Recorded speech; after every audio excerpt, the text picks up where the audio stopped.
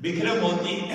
مولانا محمد عمر پالنپوری رحمۃ اللہ تعالیٰ کے جو مختلف موقعوں پر بیانات تھے،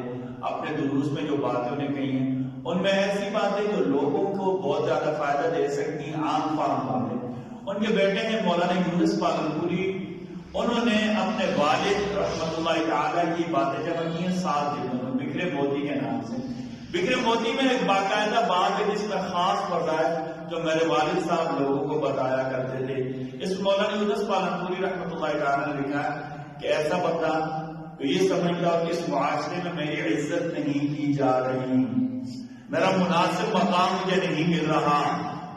اسے یہ چاہیے کہ صبح شام ایک مرتبہ یہ آیت پڑھ لیا کرے، الحمدللہ الذی لم یتخذ ولدا ولم یکن لہ شریک فی الملک ولم یکن لہ ولی من الذل وکبرہ تکبیرا۔ اللہ کی توحید بھی آئے گی، اللہ تعالیٰ لوگوں کے دلوں میں عزت ڈال دیں گے، اللہ مخلوقات کی نظر میں معتبر بنا دیں گے۔